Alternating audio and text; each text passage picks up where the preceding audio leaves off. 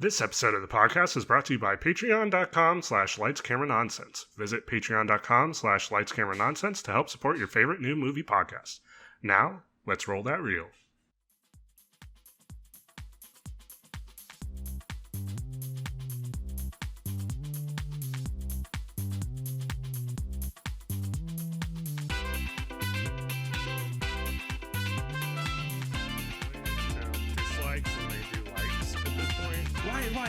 Why is that? Why don't people want to be happy? I don't know, but I feel like there's a jaded answer in there somewhere. To me, it seems like most people on the internet definitely will react negatively more quickly than they will positively. It's because they're hiding. That's why all Yelp reviews are bad. You know, like we should start a series where we do only good Yelp reviews for places we've never been to.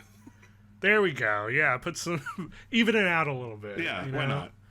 I mean, there's enough negativity in the world. We gotta add some positivity. So. People will go out of their way to be negative, as opposed to going out of their way to be positive. I watch those videos like on YouTube and TikTok and everywhere, just of like people being upset over the littlest things, like somebody wearing a pink shirt as opposed to their favorite color, which is I black. hate pink. It reminds me of women.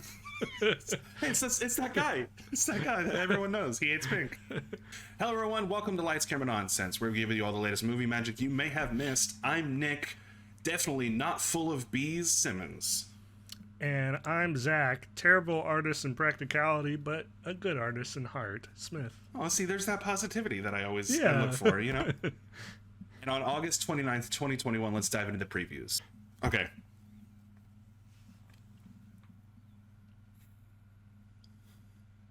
Remember, if you're watching us on YouTube, you're actually watching us a day late. We post all of our stuff on our Patreon at patreon.com/lightscameranonsense a day before it's released on YouTube to the public. And if you just don't want to see our faces and you want to listen to our podcast on any podcast service like iTunes or Spotify, we release it the day after. Why do I want to say reveal instead of the word release? You want to make it more spectacular.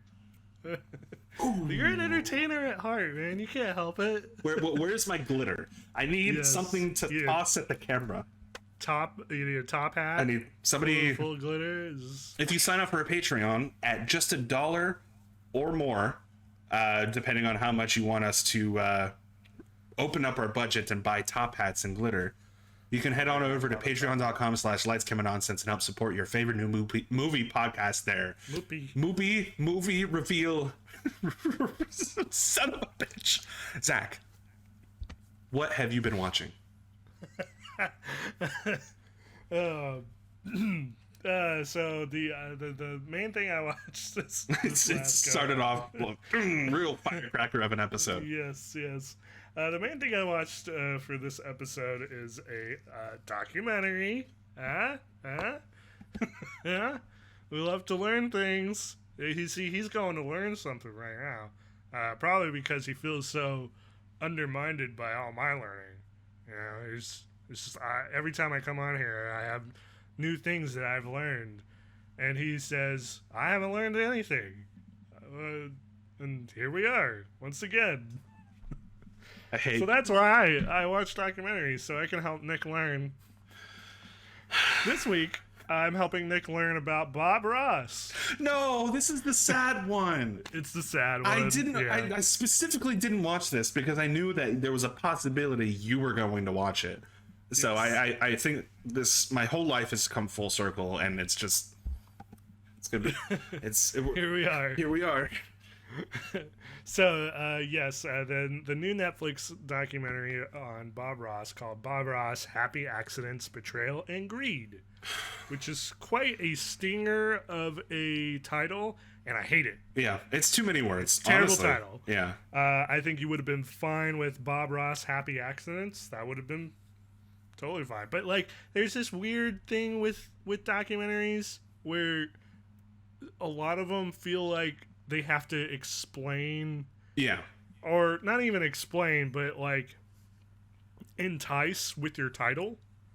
I assume because they want people who don't normally watch documentaries anyways to click on it. But it's like, well, if I'm interested in the subject that the documentary is on, I am gonna watch it, or at least watch a trailer. It's too much info for the title. I mean, we know it's about Bob Ross. Happy accidents, betrayal, and greed, and it's just a roller coaster. Well, and it's like,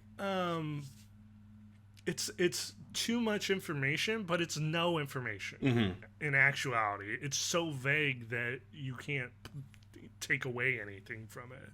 You're just like, ooh, dark secret, whoa, which is like 90% of documentaries anyways. It's like, oh, you'll never believe what we found out about this. It's like, oh, well, we read a wiki. Zach, do me a favor. Before we go any further, can you do your best Bob Ross impression? So we're gonna put a happy tree right here, and just think that you know, as hard as the world gets, you know, there's always someone around the corner that's there to help you out and love you for who you are. So just keep being you, yeah. And let's finish that little happy tree there. That's pretty good, actually. Thank you. Good job.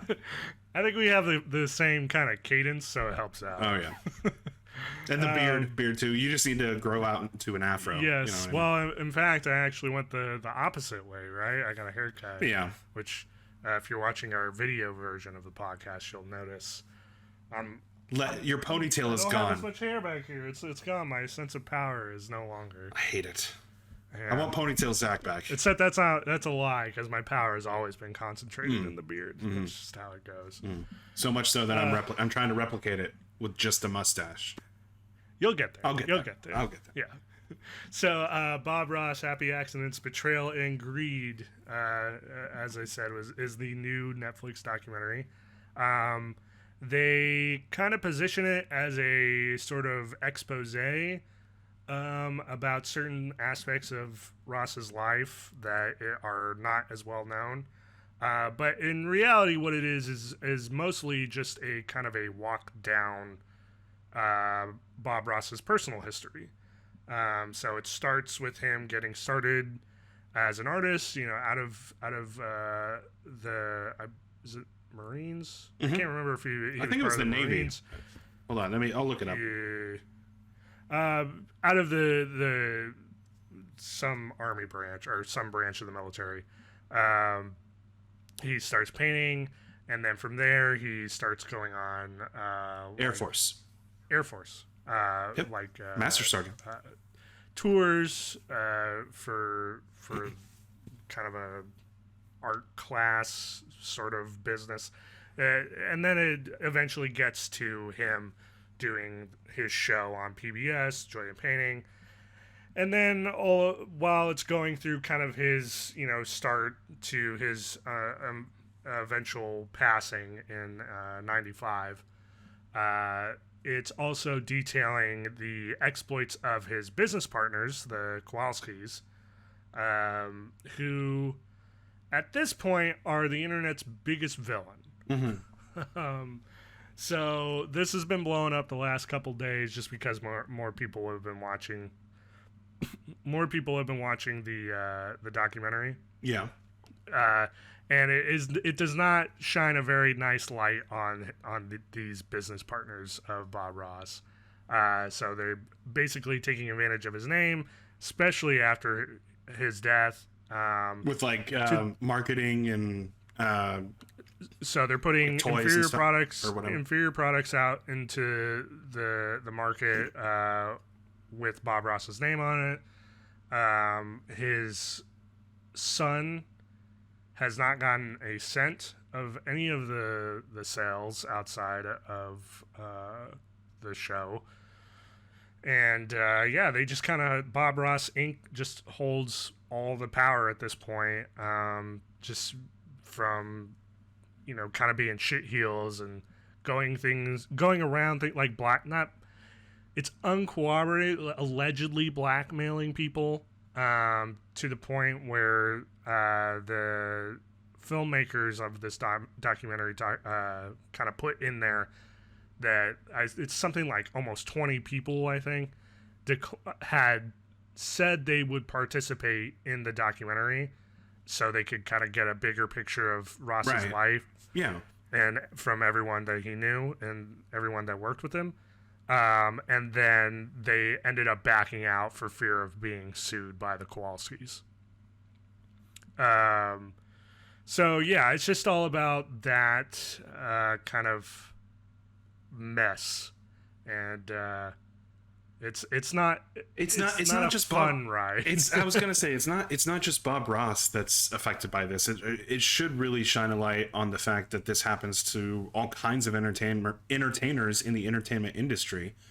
Yeah. Well, and there's also people like who had their own kind of painting stuff on PBS as well. Like there's this couple who did basically the same thing that Bob Ross did, but instead of landscapes like he did, they did flowers. And so there's this whole thing with the Kowalskis screwing them over by way of their distributor, with their paint distributor. And it's just, man, these it's the epitome of being a terrible person by way of business practices, right? Like, and legal loopholes. It's what makes it worse is that it's happening to Bob Ross, the subject of the documentary, who, for all intents and purposes, is on the same level as Mr. Rogers. When it comes to everyone just absolutely loving this guy, because the guy brings on his pet squirrel that he adopts, and just like he paints along with his pet squirrel for several episodes, and you're just like, oh my god, I would never do that. I would never have a pet squirrel. And you're just like, this is adorable, this is fun, I'm learning things, there's nothing wrong with this man. And a lot of people they felt a resonance with that squirrel kind of style. The squirrel, the style presenting that Ross did, because it was, effectual too. Like he was almost he wasn't just a painter. He was also a public speaker, so to speak, as it were. But he was offering sort of a solace in stressful times. He was one of the original lo-fi hip hop beats to study to. Yes, or ASMR. Yeah, that's essentially what he was. And I think no matter what, a lot of artists in that genre and just people throughout the artistic community owe a lot to Bob Ross when it comes to where they get their inspiration from, whether it comes from the actual styles that they come up with, or just the inspiration that he exuded from his TV show and his presence. Yeah, and it's sad because his son, Rick Ross? a couple years, as Steve, I believe. Steve Ross, yes. He wanted to start his own company, but he can't use the Ross name. That's fucked up, because that's his family name. Ross Inc. Yeah, Bob Ross Inc., i.e. the Kowalskis, have a stranglehold over it. And they go into detail about how after Bob Ross passed away, they were suing his wife and brother to get a hold of personal paintings that they had in their living room. Because they wanted to seize all of that sort of the property that they thought that they can make money off of, and own and shit. And it's just, it's one of there's different types of documentaries. One being nothing is resolved. It's just kind of shining a light on a problem. And this is definitely of that ilk, because you also have like, here's a look back to the past, which just kind of does that, but it's more focused. By the end, it's more focused on like, this is the issue at hand. Right, the main point of the documentary. It's less it's not mainly a retrospective. You have your retrospective documentaries like, this is how it was built and how it came to be. You have your like funny out of place documentaries, like your action parks or whatever, and then you have your like crime documentaries, I guess, or you could put those in with like the the same thing as what this documentary is, but by the end of it, there's a solution, right? Or it's saying how it was resolved. And then there's this one where here's shit sucks. Yeah, here's the problem. Hopefully, the right people watch it and do something about it. The people that can talk about it on Twitter.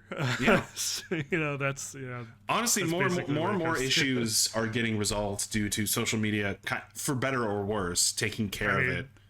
Hell, we just got off the back of the OnlyFans backlash, right? Literally. I mean, it was they took a look at Tumblr's flaming corpse and they're like, we don't want to be that. We don't want to be the new Tumblr. So, yeah, I like how we pivoted from Bob Ross getting fucked over posthumously to OnlyFans, but what a pivot. That's this podcast. We're really not that far. You're really not that far apart if you really think about it. Well, when it comes to creatives getting fucked over by the company that they work for, absolutely. Yes, but that's a day-to-day. That's literally every single person who's ever worked a day in their life. That's their experience. Except for the people who work for Disney's Imagineering. Those people live in paradise and they get to live out their dreams. And I hate them for it. They have their own struggles too. I'm sure. That's a documentary that you've talked about in the past. That I totally. Yeah. It is. Several times actually. Anywho. But yeah, it is a interesting watch. I did enjoy it. I feel like I got more out of what was the retrospective portion of this documentary. It was really interesting for me as someone who is aware of Bob Ross's effect and like how people perceive him, and I like the guy enough, but I was never a huge fan of the show. I wasn't watching it. He died in 95, so I was 4 at least at the time. So I didn't necessarily grow up watching him a whole lot. And then he had when Bob Ross Inc. Made a deal with Netflix that had the Joy of Painting on there for a little while. That's when it kind of blew up in the last couple of years. And now you have a bunch of people watching on YouTube. I was going to say that you can literally watch his show on Twitch right now. Yeah. There's an ad, but you get it. Stupid McDonald's. Sponsor us. Yeah, so, I knew from, the side of him, but, I didn't know, what his life was like. And so that was really interesting. They kind of go into some more skeevy, quote unquote, not skeevy, but morally questionable, I suppose. I don't know how else to. He had an affair. They kind of touch on it. That's very, very briefly, but it's nothing there's nothing there that would make you think this is going to change my perception of the person that he is. Right.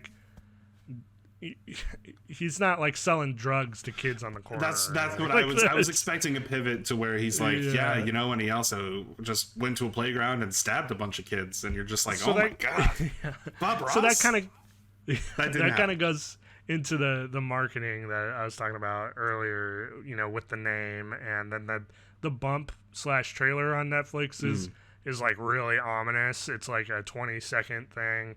It's we'd love to show you what this documentary is about, but we can't.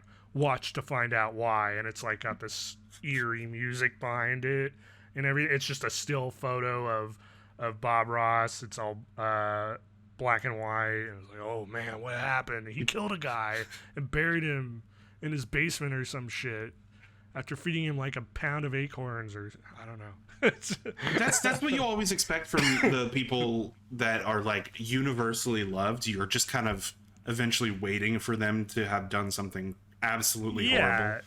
Yeah, but in this instance, the horrible aspect is the way he was treated, more than the way he treated other people. Really, in terms of that, the documentary is he was an awesome human being and treated everyone fantastically. So, yeah, I mean, I've seen a couple people be a little annoyed about that aspect, but yeah, it is what it is.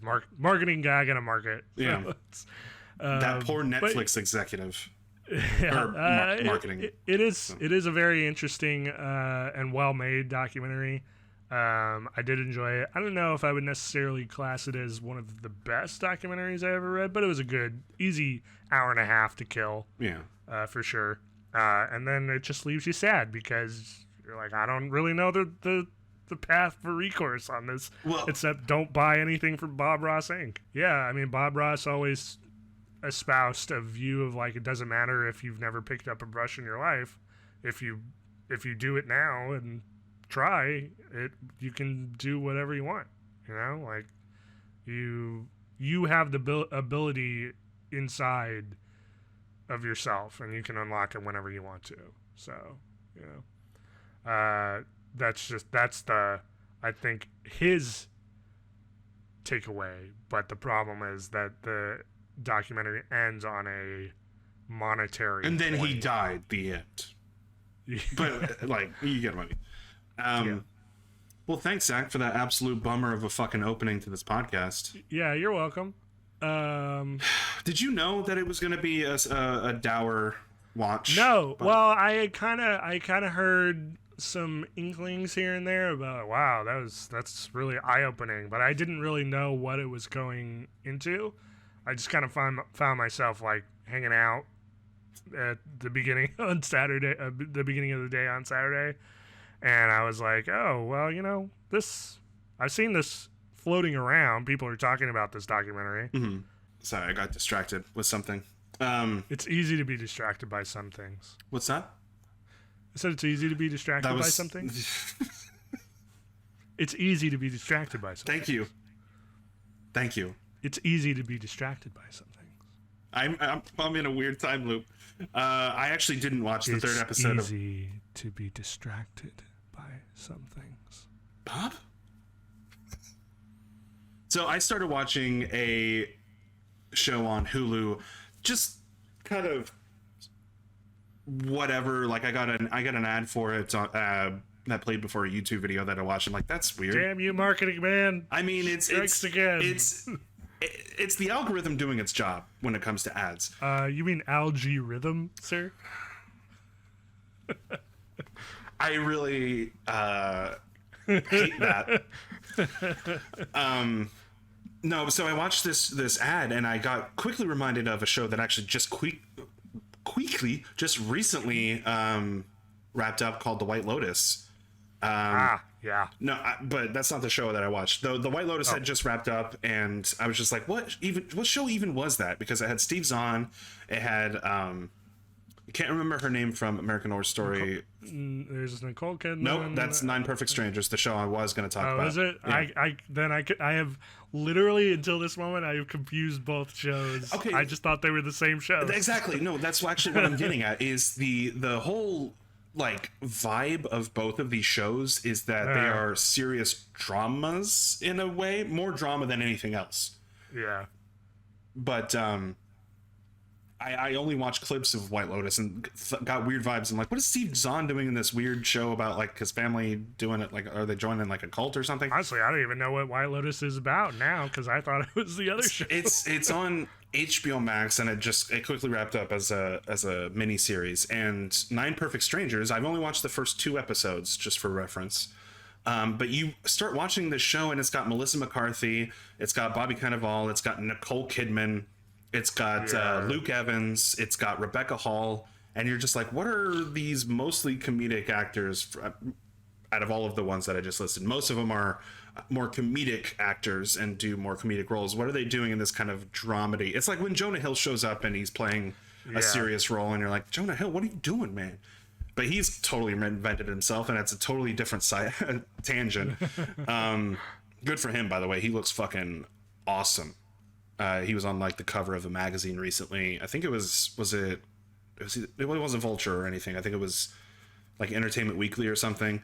And he looks completely fucking different. Anyway, different. Do you need a moment? I need a Jonah. getting out of that fish. Ooh, You know what I mean? Jonah. How was that whale? Or did I say fish? Getting out of that fish. It depends on the translation, I think. It doesn't matter. I was trying to make a biblical joke and it floundered. Yeah, I'm sorry. I had to pause for that because I knew it was bad.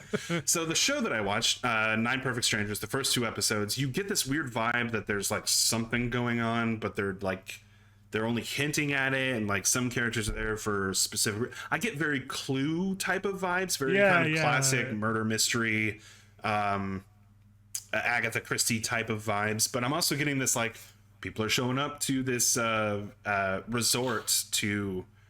Like a very rich, fancy kind of resort where they're like mud baths and massages and stuff like that. And fucking Michael Shannon is in this as well, playing like the fun like dad who's like happy-go-lucky because he's like pounding down his emotions about a family tragedy recently. But like he's playing like just this antithesis of his normal typecast, and I think it's adorable to watch. But like I said, there's just this vibe hanging over every single scene of like something's going on, everybody's got an agenda.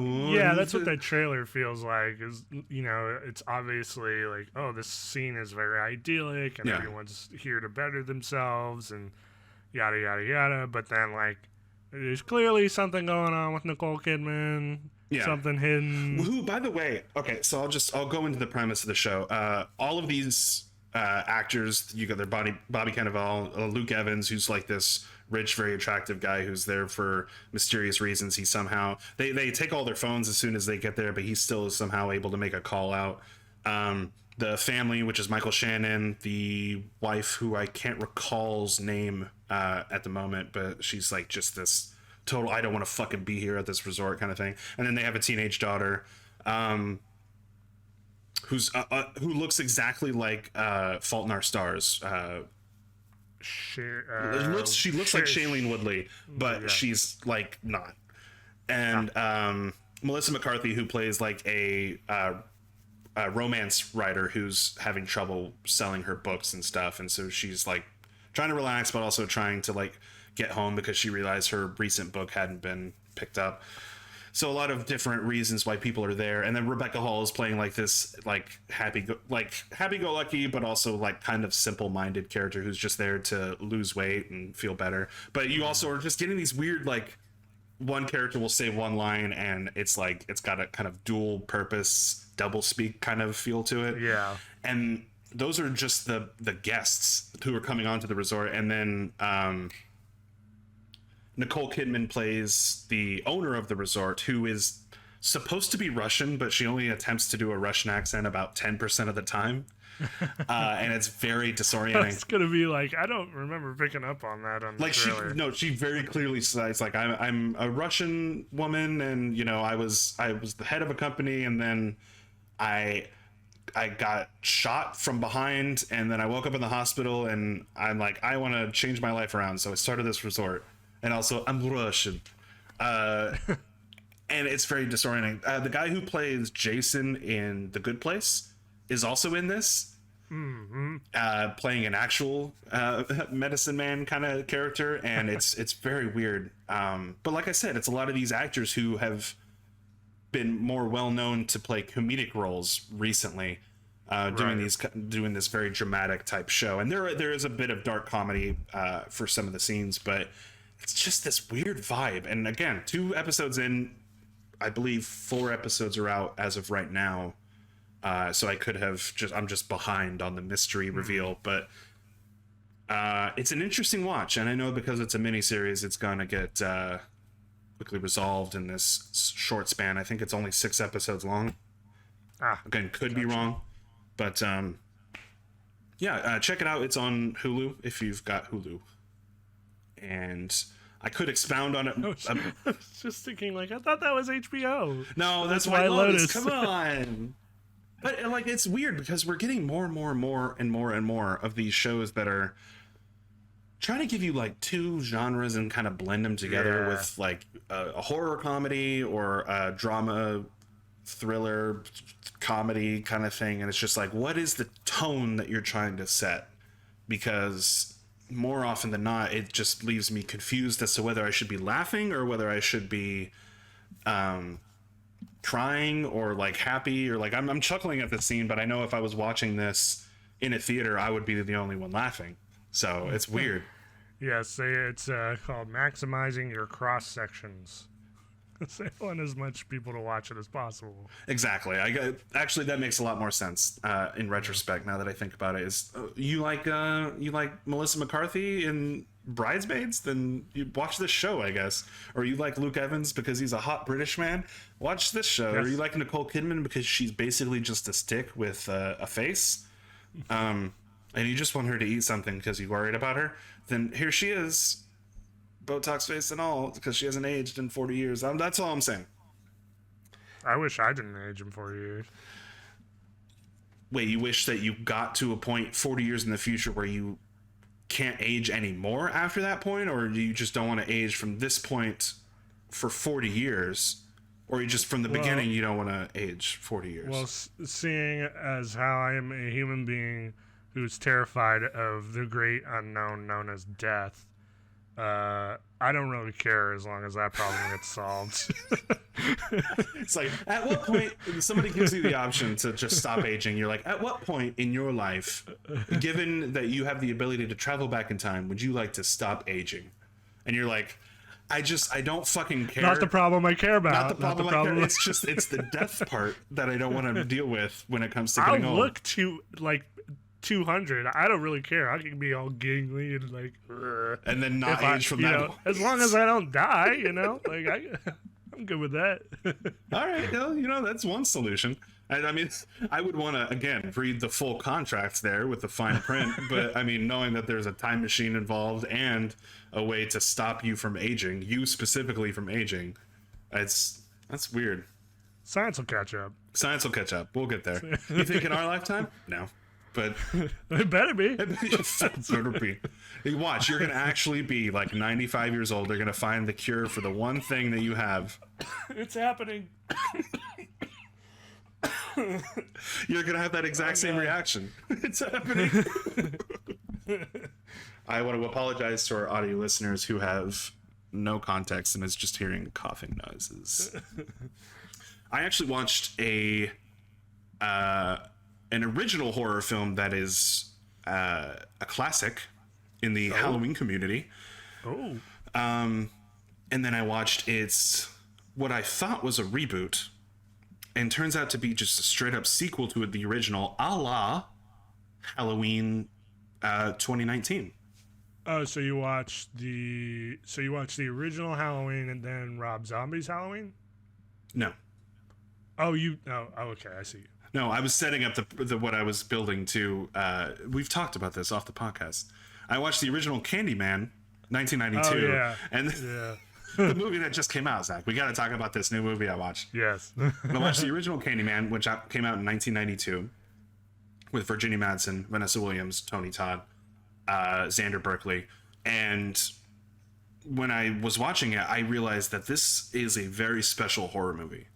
Because it has all the tropes of what makes a classic film, with its killer, with its soundtrack, which is done by Philip fucking Glass, by the way, who does a phenomenal job with the soundtrack. And the only person I would put above Philip Glass when it comes to making a great horror soundtrack is the person who made the horror soundtrack for the sequel, who did a phenomenal job in both integrating the original, because this is a direct sequel to Candyman 92, the new one that just came out, and retroactively gets rid of 2 and 3, which people are both upset about and need to get over.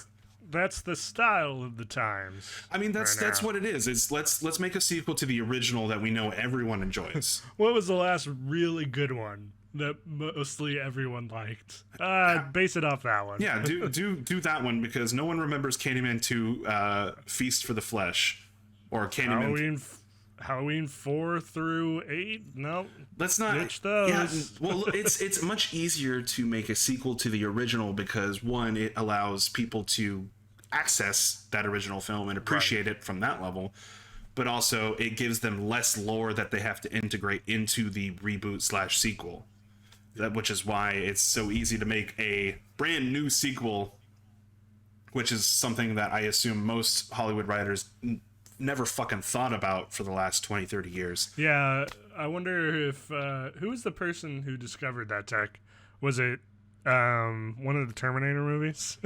I feel like they've been trying to dissolve sequels. McGee definitely probably felt that. Not only, I mean, he had studio involvement that fucked with his film, but yeah. Who did Terminator Salvation? It was Alan Taylor, who or no, I'm sorry, he did not Genesis. It was Salvation the most recent one? No, it was no. Dark. Hold on. Dark Fate. Yeah, it was Dark Fate. Terminator Dark Fate, which came out in 2020. Wasn't there? Didn't. And it was great. I thought there was a Terminator movie before that was like, forget all the other sequels. It was Genesis. Genesis was trying to retcon everything with Daenerys Targaryen, and people fucking hated it because it basically tried to be a sequel but also retcon the original in very specific ways. But Dark Fate made a sequel to Terminator 2,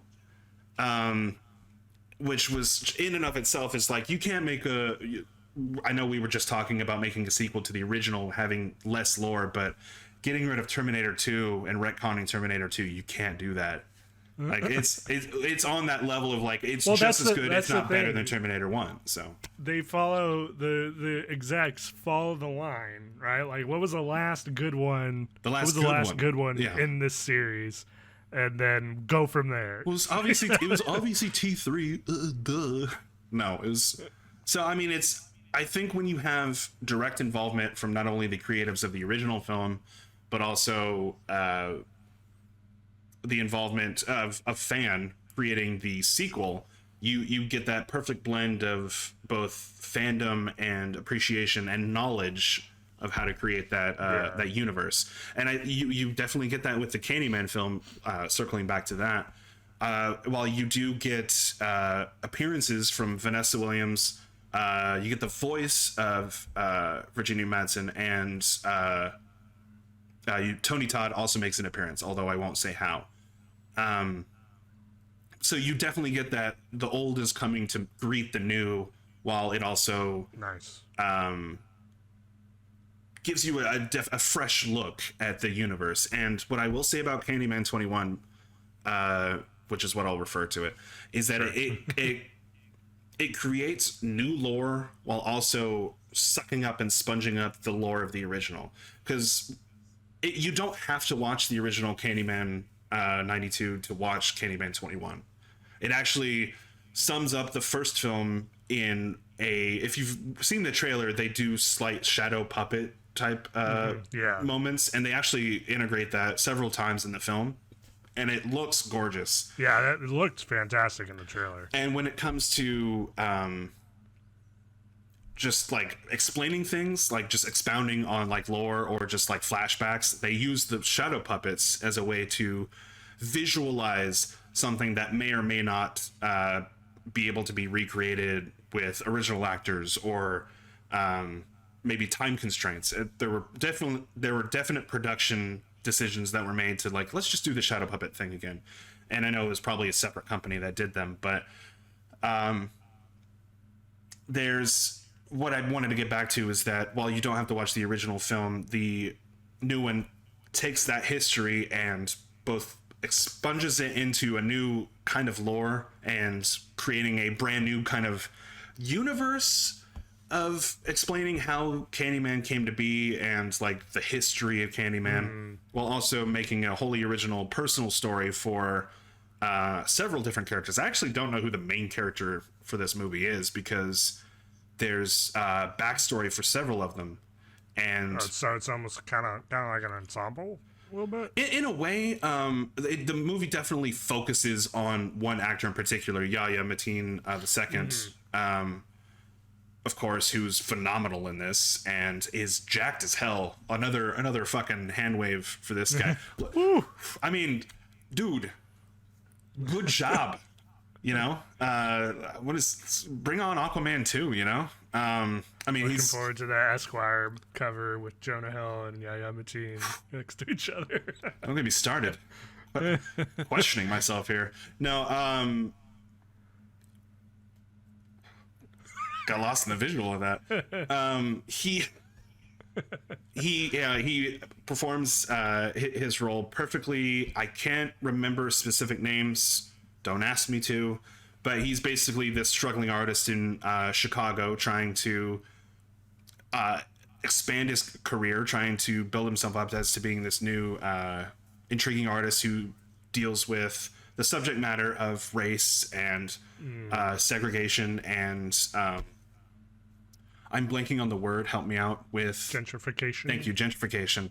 I don't know why I completely forgot it, but on the history of that, and you definitely get this subtext of he's struggling because obviously the community that he's trying to integrate himself into is just like, your art is very like subjective, and it's like not everybody can relate to it, and it's just like polarizing basically, and they don't want to accept him. And I just like, in the audience I was just like, are you fucking kidding me? I wanted like justice, and there was a definite, well, and that's like the holy grail of a horror movie too, right? Is to make main characters or characters that you actually care about, because invariably 9 times out of 10 the worst mistake a horror movie can make, other than being boring, would be making characters that you don't care about. Yeah. So when they're threatened, you just don't give a shit.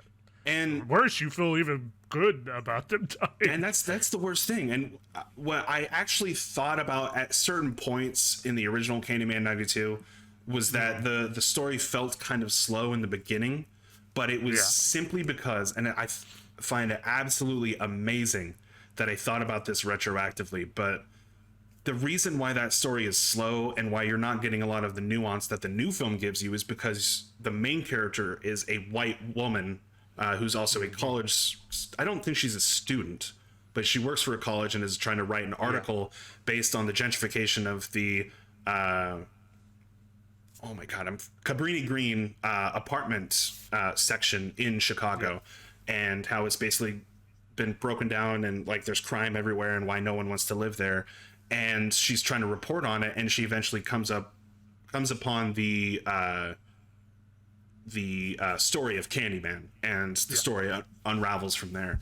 What you get in the new Candyman film is the absolute perspective of what the African American community has to deal with on a daily level, not only as just a struggling artist, but as a his girlfriend at the time, who the actor, I'm blanking on her name.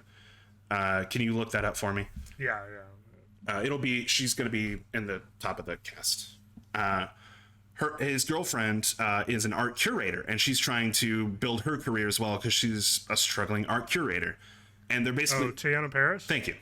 And it's both of them trying to make it big, but they're having these struggles of dealing with all of these art critics who are just slamming their work because it's just derivative. Right. And I know I'm kind of going into the nuance and subtext of this film and not really diving deep into, well, is Candyman scary, or is it just too gory? Like, there is sorry, go ahead. Well, I was just gonna say, in your defense, that is what a good horror movie incorporates too. Like, social like a really commentary, good one. right? Yeah. Harkening all the way back to, I'm sorry, I didn't mean to derail it. Harkening all the way back to Night of the Living Dead in the early 60s. George A. Romero made a social commentary film on how we deal with not only with race, but with classism, and just what baffled me when I was reading the reviews of people coming out of the movie theater or just coming out of the movie this weekend and going, I didn't like all the social and political commentary in this new Candyman. I'm like, did you watch the original film? No. Have you watched any If anyone's saying that, they did not watch the original. But I feel like you went into this because you knew Jordan Peele's name was attached to it, which if you knew his other films, his filmography is all about social and racial commentary. Yeah. So who the fuck do you think you are? That's Pounder 9000 on Twitter. absolutely baffling. I just think that when you throw out your opinion on a film without getting all of the total subtext and all of the things that the director and the writer and namely the producers, especially on this film, because it's the same writing and directing team and producing team, because it's the same three people. It's Jordan Peele and Nia DaCosta are trying to give you this they're trying to give you this perspective of how people, even creatives and just people in general who are struggling based just on their race, and how you get kind of this I don't want to say like satisfaction from when Candyman shows up and kills a cop because that cop was harassing an African American. It's not about that. It really isn't. It's just about the personification of an entire struggling section of people. Well, and when you introduce those concepts, you also obviously are going to have the concepts that fly in the face of those ones, right? You know, so to your racial and class struggles, you'll have those who work to either go against or deny those struggles, and they serve as avatars of those, you know. So like all this is kind of going back to what we were talking about with good characters in horror movies, is that they represent something other than just body one or body two, right? You know, like there's something to them character wise and story wise that pushes everything along and makes it more than the sum of its parts, you know. There's a reason why why Jordan Peele and Nia DaCosta wanted to tell this story and wanted to make a sequel to the original Candyman, and it's because the story in the original Candyman, which came out in '92, is all the more, if not more, relevant today, based on all of the things that people have had to experience, not just from a community perspective, but just on a world scale. Everything from George Floyd to just people's eyes being opened about the police violence and just the ignorance that people have to deal with on a social scale. I think I'm just baffled that there's going to be a lot of people coming out of this movie thinking, oh, it was a pretty good slasher film. It wasn't that scary. Like, that's what you took away from that? Because it's this film has layers, and I know how pretentious it is to say that, but I mean, what Jordan Peele and Nia DaCosta were able to do with the subject matter of this film, and it's beautifully shot, and it's wonderfully scored. I already mentioned that. I think... Who did the score for this one again? Who did the what score? Let me actually score for the new one. Let me actually look it up, because they have a 4-name name, like they have 2 middle names. So, and it threw me off because I thought it was 2 separate people, but it wasn't. Gotta look it up on Spotify. Bring it up to Spotify. Robert, Ike, Aubrey Lowe, and you can find the album on Spotify, and it's great because it's very very ominous and very slow and creepy and haunting. So nice. Yeah. Yeah, you're always gonna get the people who either diminish or ignore, you know, certain aspects of horror movies. It's just, unfortunately, it's something that the genre itself doesn't exactly foster goodwill for, I suppose, because you have a lot of shitty horror movies that are made by those same people who think that you can just throw body 1 and body 2 on there, right, and then, you know, it doesn't really matter what else you do with it. But to classify the whole genre like that, it's a disservice for the ones that are truly exceed the expectations of people going in. It's a legacy thing too. Like, we know that it's not a remake. I keep trying to say that. It's just a direct sequel to the original film. But it's based on a series that has a legacy. Like, this is the only killer slash slasher who is African American. That's part of the I guess pantheon of slashers. Are you trying to come up with another one? I was just thinking. It's well, because I tried to think of it too when I read that an article that was saying the exact same thing. I'm like, there really isn't. Yeah. And it's as dark as it is to think like, oh, I don't have representation in the serial killer type of genre of films. It's like that kind of matters because it's a side of film that people don't really think about. Well, I think ultimately the reason it matters is because the stories that you tell for those characters and are that's going to be completely different than your group of teens at summer camp. Yeah, and there's no black people there. That's like Friday the 13th. Those movies are completely different in terms of tone and what is going in behind the scenes on those narratively to Candyman. Like that's what's the takeaway from Friday the 13th? Like, don't have sex. Yeah, that's. I mean, that's the one barrier that Jason's like. She still has her V card. Oh shit. I don't know about that. Well, that's why. That's why representation matters, even across all aspects, is because it's not just about this one character or this one type of character. Right. It's indicative of the stories that you're telling and the perspectives that you're seeing.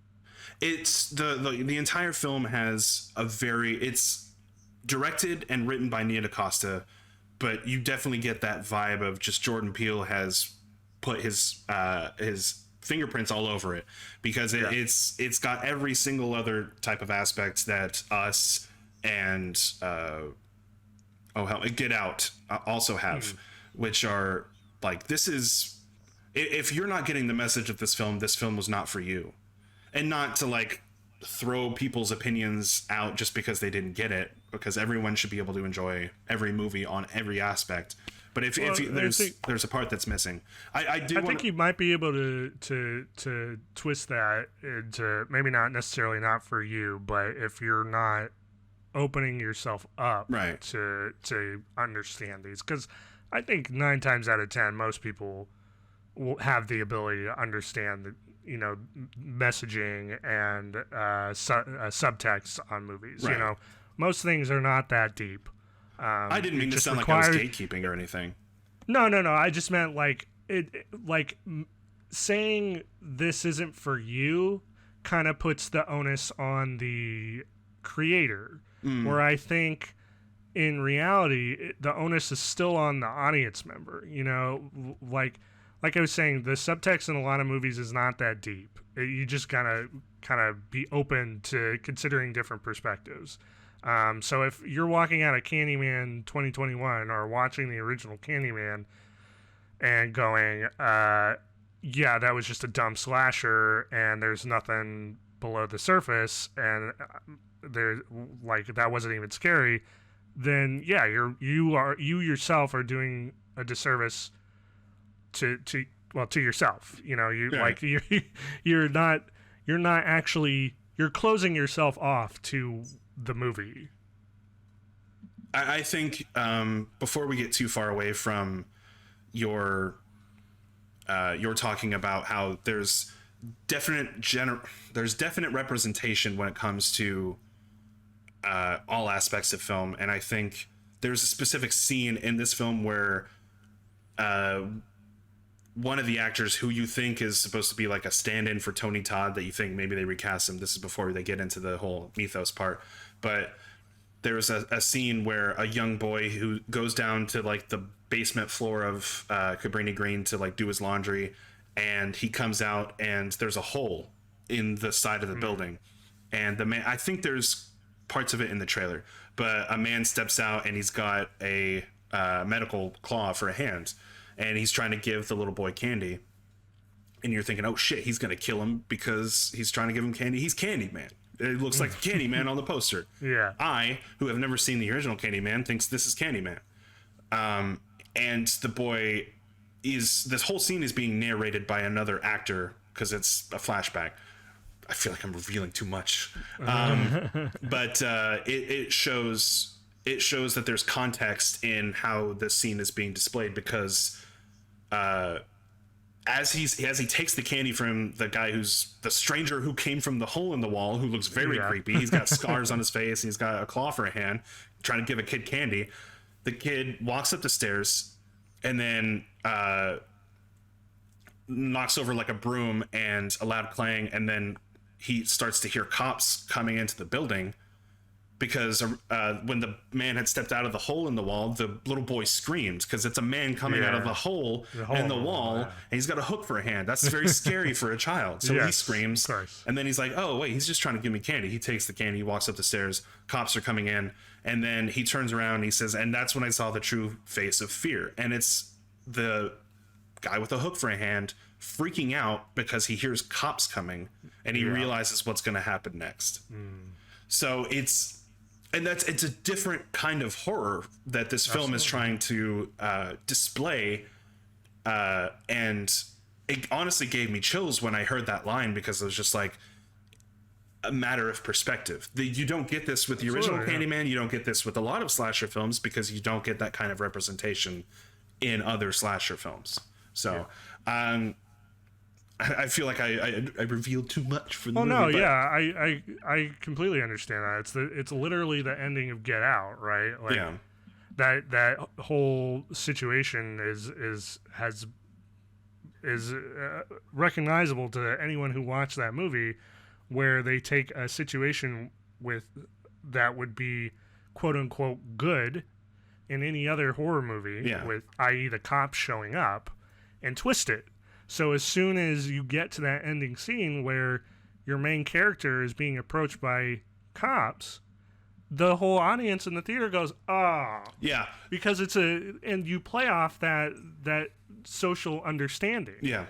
And even if you were completely numb to everything that's going on in the real world and circumstances and what we have to deal with social justice wise when it comes to the real world, is that this film is trying to basically lay it out plain for everyone who may or may not get it based on the way that they look or their social standing, and show that scene early in the film, and show a scene later in the film where cops show up and you immediately distrust the cops as opposed to the people who are running away from a murderer in this case. Right. So this film should be for everyone. I want to take back what I said before. It should be for everyone, but it's going to be especially impactful for obviously a select section of the audience. So I think it's a fantastic film. I think that there are some parts of the film that I would definitely change when it comes to pacing. And it is definitely more gory than the original Candyman, because the Candyman 92 was trying to build up the mythos of this character, because they were trying to, of course, establish a new slasher killer in that franchise. Basically, thank you. Trying to start a franchise, whereas this film is trying to definitely tell a story and tell a story, basically. But I loved it. So 2 great horror movies, 2 weeks in a row. I'm on fire, Zach. Wow! Somebody put him out. No. He's on fire. Kind of like the original Candyman. Spoiler: came out in '92, so it's almost 30 years old. That's on you. You had plenty of time. Fuck. I almost got all the way through without spoiling a specific section of an old movie. I do want to say I actually came out of the theater telling you this, Zach, saying, wow, this movie is really great. I do recommend watching the original Candyman, which you can watch or rent for super cheap, and I recommend it. It's got one of those iconic, Tony Todd has bees in his mouth and he's like spitting them out, and it's great. I do recommend watching it before watching the new one, but you don't have to, because like I said, they do just adds context. It adds context, and when certain characters are retelling parts of the story from the first film, you're like, that didn't happen the way you think it happened, and then you realize, okay, and this is when this character came back and all this kind of stuff. So it's definitely a great double feature type of situation. Nice. So same thing with the original Halloween and Halloween 2019 and Halloween Kills now coming out this October. I might do that. Yes. Yes. Which is, I don't know if we've talked about that name before, but I hate that name. Hey, Halloween Kills. Are you excited for Halloween Kills again when it comes out in 2022? No, it's Halloween. No, don't say that. It's Halloween Ends, which is actually, I love that title. Yeah. That's a great one, but the middle one is terrible. Well, I mean, it implies, I don't like it when they put ends or final in a horror franchise because it's not. But I mean, we're well past that point, right? Like, we know you're still gonna make your Michael Myers in 20 years. See the knee. Zach, we know. We know. I'm can't still pull us excited. Marketing, man. I'm still excited. It's going to be kind of weird because the way they're showing, and we're moving on to the Halloween Kills trailer, but that they're basically setting it up to be a very similar to Halloween 3 Season of the Witch, where they're all just kind of like the whole town is against the killer, although it's not Michael Myers in that film, but slightly different, yeah. But you get it. You get my point. Season of the Witch, man, that was a rough one. Yeah. Well, we're going to talk more about Halloween and all kinds of great horror films in October when we get back into our October month where we go all the fuck out. But Zach, it's going to be September soon. So if people wanted to email in and ask their Halloween questions early so that they can be read aloud on the I cannot fucking talk today, can be read aloud on the podcast, where would they go?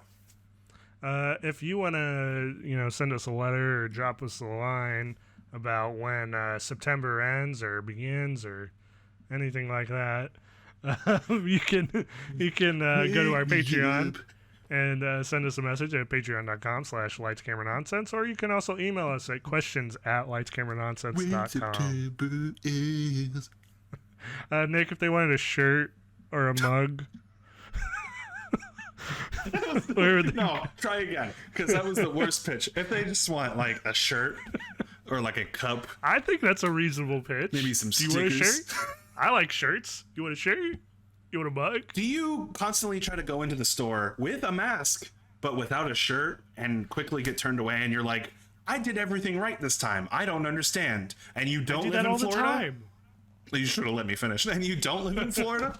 Then clearly you're not wearing a shirt like you should. You can buy a shirt at store.lightscameranonsense.com. I almost said shirt.lightscameranonsense.com.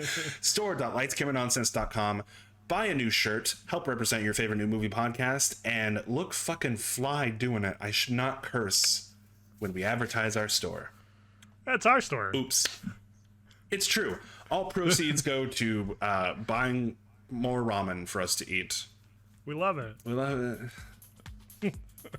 But this has been Lights, Camera, Nonsense, keeping you updated despite our best efforts. Make sure to tune in every single week for all the latest news, reviews, and what else, Zach?